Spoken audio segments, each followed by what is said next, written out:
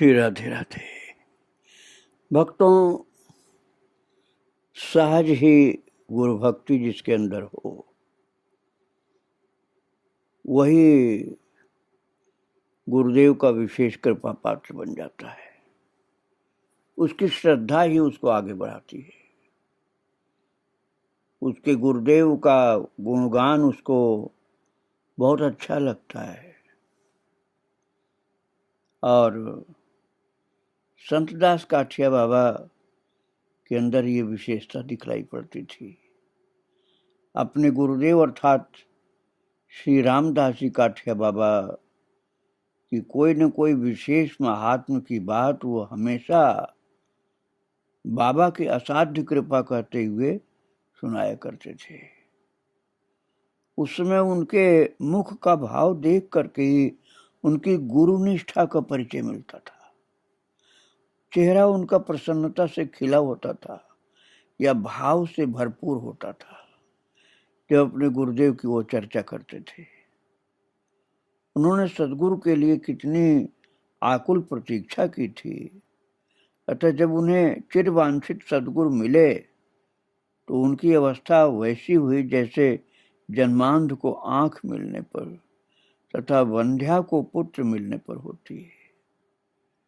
लेकिन ये तो केवल प्रारंभ मात्र ही है।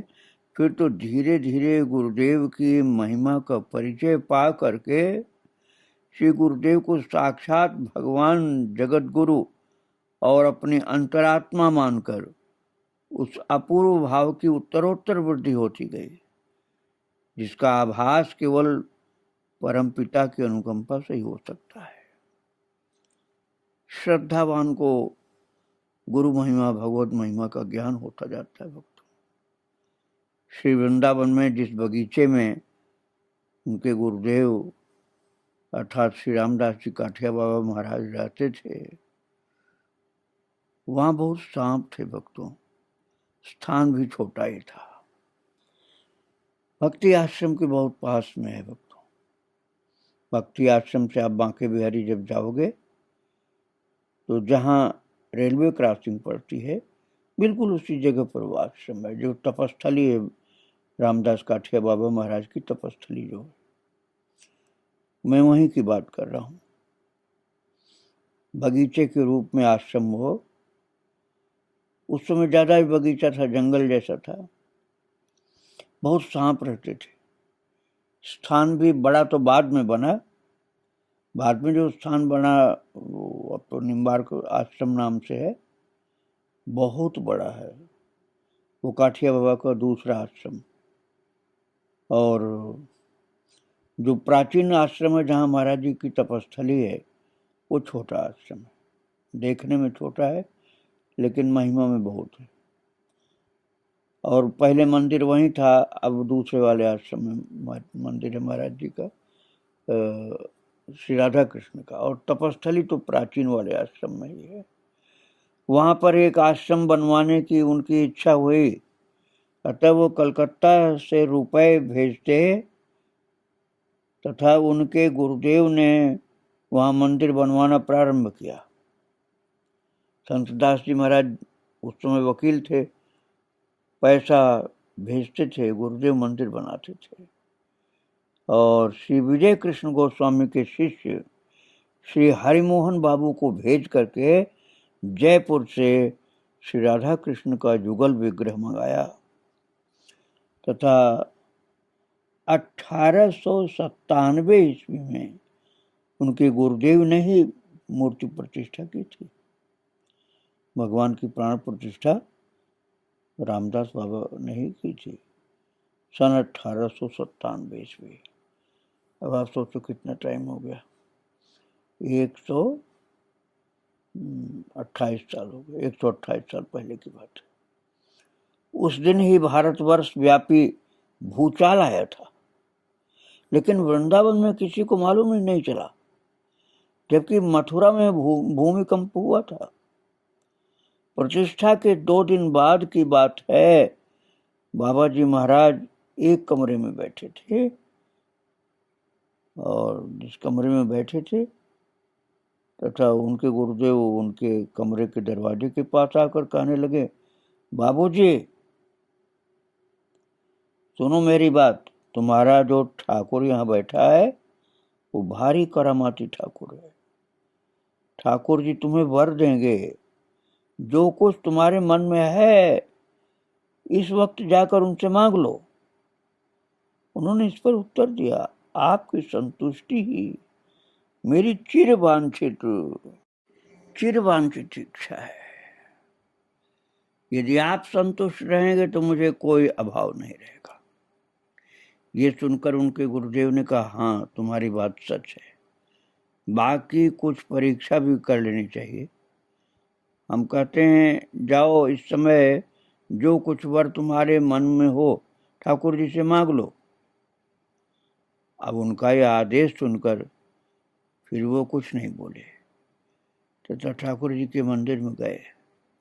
वहाँ भगवान को दंडवत करके संतदास ने ये प्रार्थना किया, हे प्रभु, गीता में तुमने कहा है ब्रह्मभूत प्रसन्नात्मा न शोचति न कांक्षति समः सर्वेषु भूतेषु मद्भक्तिं लभते पराम भक्त्या मामभिजानाति यावान्यश्चास्मि तत्त्वतः ततो मां तत्त्वतो ज्ञात्वा विशते तदनंतरम। ये 18वें अध्याय में भक्तों, जिसमें बात बताई प्रभु ने कि मैं जिस प्रकार हूँ और जो मेरा यथार्थ स्वरूप है, तत्व के साथ मुझे वो पुरुष पराभक्ति के द्वारा जान लेते हैं। इस प्रकार मुझे तत्व के साथ जानकर उसके अनंतर मुझ में ही प्रवेश करते हैं। तो ये श्लोक जाकर के पाठ किया भगवान के सामने, और इन श्लोकों में वर्णित अवस्था को मनुष्य देह जहाँ तक लाभ कर सके वही मैं प्राप्त करना चाहता हूँ। तुम्हारी बस इतनी ही कृपा चाहिए और कुछ नहीं। इस प्रकार प्रार्थना करके भगवान को दंडवत प्रणाम करके वे फिर वहीं आकर बैठ गए जहाँ पहले बैठे थे। और महाराज जी तब धूनी के पास ही बैठे थे। वे फिर उठ कर आए और दरवाजे के पास खड़े होकर बोले, तुम्हारा अभीष्ट सिद्ध होगा, तुम्हारी रिद्धि सिद्धि का टोटा नहीं पड़ेगा, महंताई भी मिलेगी। थोड़ी देर रुक करके फिर कहने लगे, भागवत दर्शन भी तुमको मिलेगा, और ये मेरी बात सच्ची नहीं हो तो हम भी सच्चा साधु नहीं। उनकी ये सब बातें सुन करके बाबा जी महाराज स्तंभित हो गए। इतने भाव में बाबा रामदास काठिया बाबा बोल रहे थे कि संतदास बाबा महाराज बहुत स्तंभित चकित से रह गए। इन सब बातों का पूर्वाभास एक घटना द्वारा हुआ, जो कि उन्होंने बताया भी था किसी किसी को, कि उनके गुरु भाइयों में गुरु का स्थान ग्रहण करने के उपयुक्त कोई नहीं दिखता था तथा इसके लिए उन्हें बहुत दुख होता।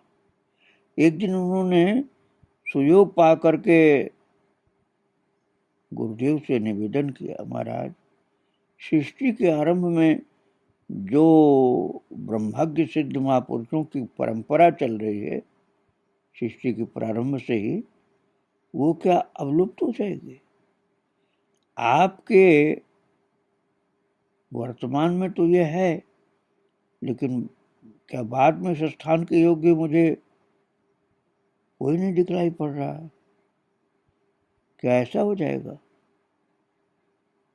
तो कुछ देर महाराज जी चुप रहे, फिर थोड़े दुखित स्वर से कहने लगे, बाबा हम क्या करेंगे, सुपात्र जल्दी मिलता नहीं। इस पर बाबा जी महाराज ने कहा, महाराज जी, किसी को सुपात्र बनाने की क्या आप में सामर्थ्य नहीं है? तभी उन्होंने तेजी से जवाब दिया, सामर्थ्य क्यों नहीं, जरूर है। बाबा जी महाराज ने तब कहा, फिर किसी को सुपात्र क्यों नहीं बना देते हैं? तो फिर बड़े महाराज जी बोले, कुछ देर तो चुप रहे, फिर संत दास जी की ओर देखते रहे, फिर धीरे से अपने आप से कहने लगे, हाँ बनाएंगे। बड़ी शांति से उनको देख करके बोले कि बना देंगे किसी को। भक्तों, ब्रज धाम जो है, संपूर्ण ब्रज मंडल, वो भगवान कृष्ण की लीला भूमि है। और बाबा जी महाराज कितनी बार ब्रज परिक्रमा को गए, नंदगांव, बरसाना आदि विशेष स्थानों पर भगवान कृष्ण ने उनके साथ तरह तरह के खेल किए। वो सब घटनाएं जल्दी बताते नहीं थे, कभी कभी किसी प्रसंगवश भावावेश में आकर के कोई कोई घटना सुना देते थे। ब्रज परिक्रमा के पथ में नंदग्राम एक प्रधान स्थान है, नंदगांव। वहां पहुंच करके साधुगण सबसे पहले मंदिर जाकर नंद बाबा, यशोदा माई एवं कृष्ण बलराम के दर्शन करते हैं। तब फिर कहीं कुंड के किनारे जाकर के आसन लगाते हैं। कुंड का रास्ता गांव से होकर के जाता है। एक बार परिक्रमा में जब बाबा जी महाराज दर्शन करके कुंड की ओर जा रहे थे, तो रास्ते में एक हलवाई की दुकान के पास बहुत से ब्रज बालक उनके पीछे पड़ गए कि बाबू, हम सबको कुछ जलेबी खिला दो। तब तक दुकान में जलेबी तैयार नहीं थी। बाबा जी महाराज ने दुकानदार से कुछ जलेबी तैयार करने को कहा और वे वहां रुक गए। थोड़ी देर में और दो बालक वहां आ गए। उन दोनों की मुखश्री तथा नयन इतने मोहक थे कि बाबा जी महाराज जलेबी तैयार होने तक उन्हें ही देखते रहे। जब जलेबी तैयार हो गई तो दोनों बालकों ने मुस्कुराते हुए उनसे कहा, बाबा, ये सब तो बड़ा उपद्रव मचाएंगे, तुम हम दोनों को जलेबी दे दो, हम सबको बांट देंगे। और उन दोनों का स्वर भी बड़ा मधुर था। उन दोनों की बात सुनकर के बाबा जी महाराज मुग्ध हो गए। उन्हें ऐसा लगा मानो ये कृष्ण बलराम है। उन सब लड़कों ने भी वो सब जलेबी उन दोनों को दे दी। उन लोगों ने कुछ तो स्वयं खाई, बाकी सब बांट दी तथा फिर दोनों अंतर्धान हो गए। कोई देख भी नहीं पाया कि वो कहाँ गए। तब बाबा जी महाराज को समझ में आ गया कि ब्रज बालकों के साथ साक्षात कृष्ण बलराम उनको दर्शन देने के लिए आए थे और दर्शन देकर फिर चले गए। और फिर बाबा अपूर्व आनंद में निमग्न रहे। इसी प्रकार एक घटना और बताऊं। परिक्रमा में नंद घाट से यमुना पार करके माठ गांव जाते थे। कभी बाढ़ आने पर रात को नंद घाट ठहरना पड़ता था। उस वर्ष अधिक बारिश होने के कारण रास्ते में बहुत कीचड़ हो गई थी, अतः बैलगाड़ी से जाने पर भी काफी देर हो गई थी। यमुना जी में जल बहुत ज्यादा था, इसलिए रात को वहीं ठहरना पड़ा। उस दिन एकादशी थी। बाबा जी महाराज का भी उपवास था। वो फलाहार कर लेते थे। जब तक नंद घाट पहुंचे तब तक तो वो कुछ खा ही नहीं पाए थे। अतः वहां पहुंच करके गांव से दूध लाने के लिए एक आदमी को भेजा। गंगा नाम की जो गाय उनके साथ चलती थी, परिक्रमा में भी चलती थी, कहीं जाए तो वहां भी ले जाते थे। यहाँ तक कि प्रयाग के कुंभ में गए बाबा तो वृंदावन से गाय भी साथ में गई थी उनकी। तो उसके दूध से गुरुदेव के आहार की व्यवस्था होती थी। गंगा नाम की जो गाय थी वो साथ में रहती थी, उसी के दूध से बाबा के भोजन प्रसाद की व्यवस्था होती थी। अन्य साधुओं ने गांव के गृहस्थियों के यहाँ से कुछ फलाहार लेकर के खा पी लिया था। केवल वही एक अभुक्त थे। बाबा केवल दूध पिए और कुछ नहीं। और परिक्रमा में भी ब्रज में जहाँ भी चलते थे गाय साथ में चलती थी। कहीं भी जाएं वो गंगा नाम की गाय उनके साथ में चलती थी। और परिक्रमा में विश्राम स्थान आने पर तंबू आदि की व्यवस्था बाबा जी महाराज ही करते थे और खुद उनका भी एक गोल सा छाता का तंबू लगता था और संतों भक्तों का भी लगवाते थे। तो भक्तों, बाबा जी का जैसा स्वभाव था, जब वो रुके तो सब व्यवस्था तंबू आदि की करके स्नान करने जा रहे थे। तब उस आदमी ने आकर के बताया कि दूध कहीं भी नहीं मिल सका। उन्होंने मन में सोचा कि आज तो शायद पेड़ के पत्ते खाकर सोना पड़ेगा। बाहर आकर के चारों तरफ नजर दौड़ाई, लेकिन ऐसा कोई भी पेड़ नहीं दिखा जिसके पत्ते खाए जा सकें। दूर पर एक तालाब में सिंघाड़े की बेल दिखाई दी। ये सोचकर कि शायद 2-4 फल वहां मिल जाएंगे, वे उधर ही स्नान को गए। स्नान के बाद जब सिंघाड़े तोड़ने के लिए बढ़े तो सूर्यास्त हो रहा था। अतएव ये सोचते हुए कि आज मैं कुछ नहीं खाऊं, यही शायद भगवान की इच्छा, लौट करके आ गए। और भगवान की आरती के कुछ देर बाद भजन करके जब वो सोने जा रहे थे, कहीं से एक लड़का हाथ में दूध का लोटा ले आया और पुकारने लगा, बाबूजी कहाँ हैं, बाबूजी कहाँ हैं। तो उनके गुरुदेव उस समय शयन कर रहे थे। और लड़के की आवाज सुन करके उन्होंने बालक दास नामक साधु से कहा, बालक दास, बाबू को दिखा दो। तो जब बालक दास बाहर आए तो लड़के ने उनसे कहा, बाबू के लिए दूध ले आया हूं, उनको दे दो। ये कर करके वो अंतर्धान हो गया। बालक दास ने दूध लाकर बाबा जी महाराज को दिया। वो चकित होकर के जाकर देखने लगे कि दूध कौन लाया, लेकिन उन्हें कोई दिखाई नहीं पड़ा। तब उनके गुरुदेव कहने लगे, अरे दूध पी ले, दूध पी ले, तेरे लिए वो दूध आया है। जब उन्होंने वो दूध पिया तो देखा कि उसमें बादाम, पिस्ता, मिश्री सब कुछ है और उसका स्वाद तो बस अतुलनीय ही कहा जा सकता है। इतना स्वादिष्ट दूध उन्होंने कभी नहीं पिया था। गुरु की कृपा से भगवान ही उनके पास वो दूध लेकर आए थे। दूध का लोटा भी फिर कोई वापस लेने नहीं आया महाराज, साक्षात भगवान उनके लिए दूध लाए थे गुरु के आशीर्वाद से। और बाबा जी महाराज बताते थे,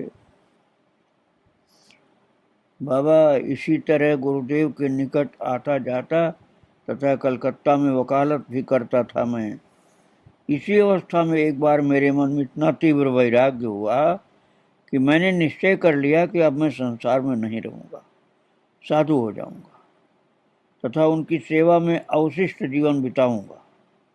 ऐसा संकल्प करके मैंने अपने एक घनिष्ठ बंधु को अपने मन की इच्छा बताई। वो जिनको इच्छा अपने बताई थी भक्तों, बंधु जो जिनको कहते थे घनिष्ठ बंधु, वो मोहन मोहिनी चक्रवर्ती थे।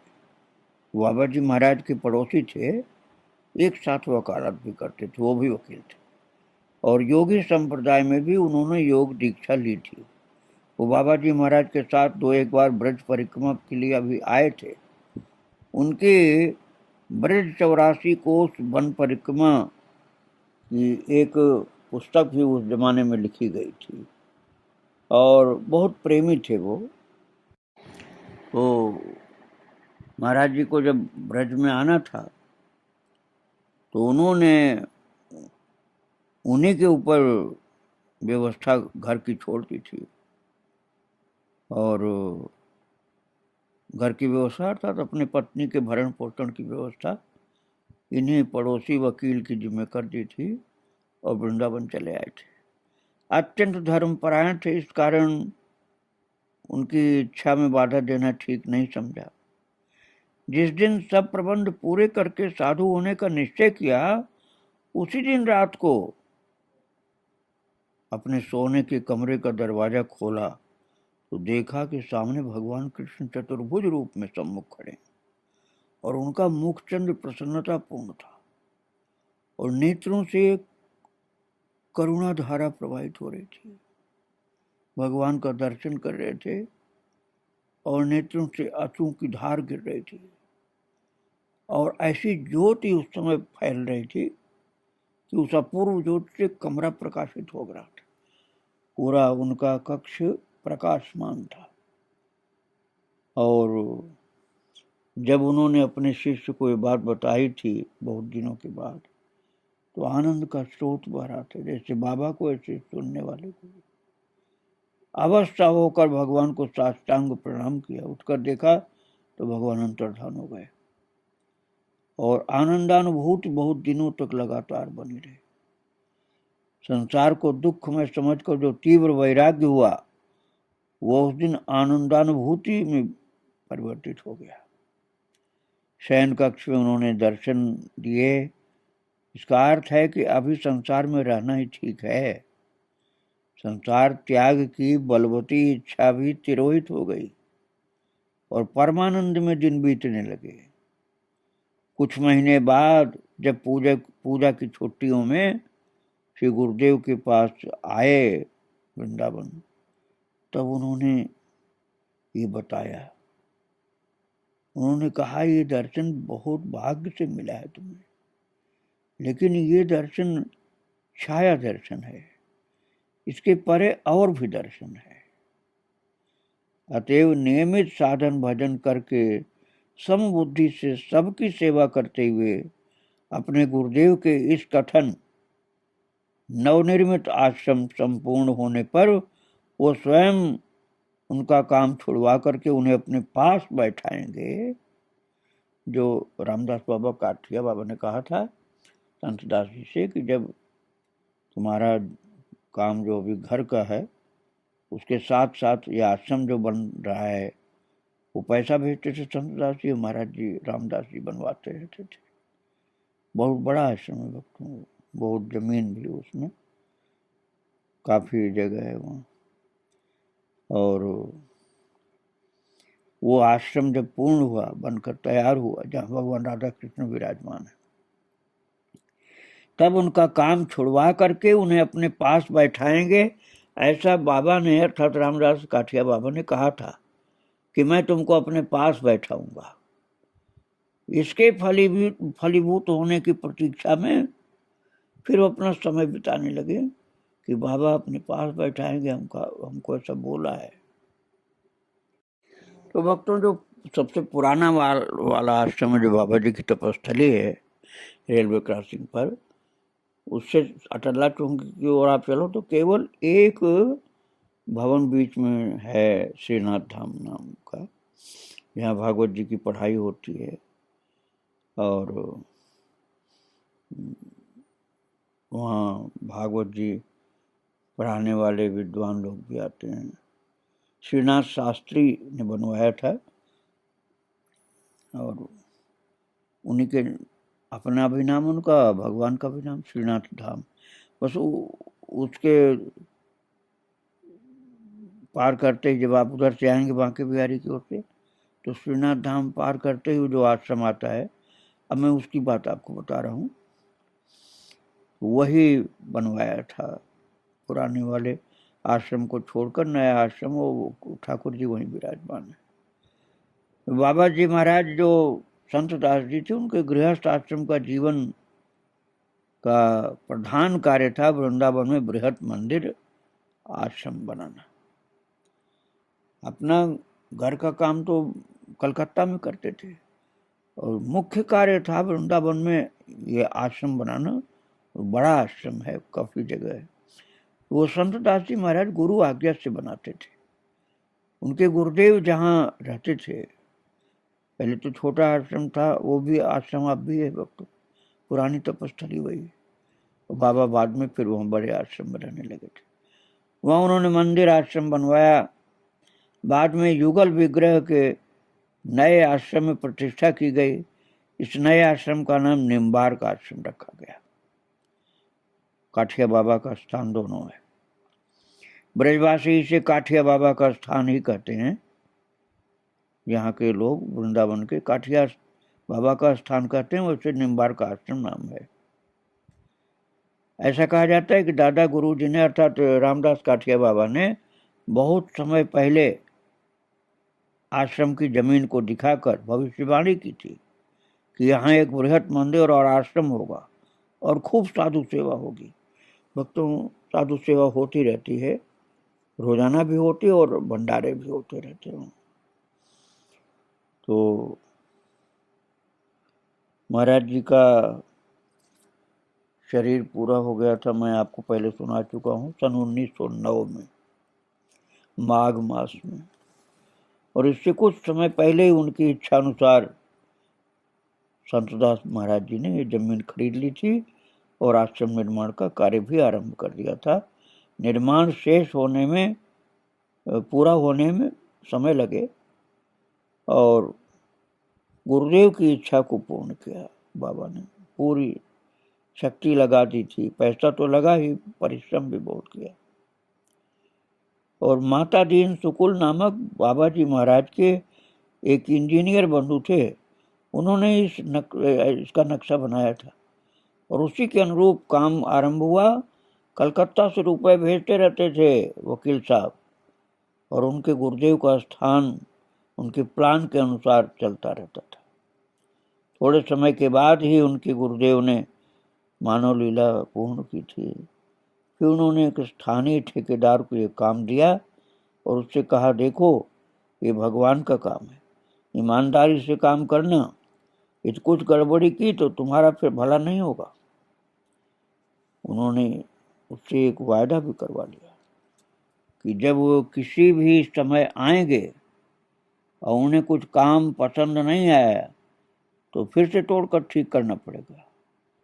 इस तरह से उसे प्लान दिखा करके, नक्शा दिखा करके, समझा करके कलकत्ता गए थे और आश्रम का काम धीरे धीरे चलता रहा।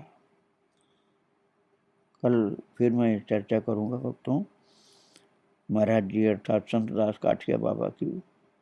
गुरुदेव की चर्चा तो साथ ही साथ आप सुन ही रहे हैं। श्री राधे राधे, जय श्री राधे।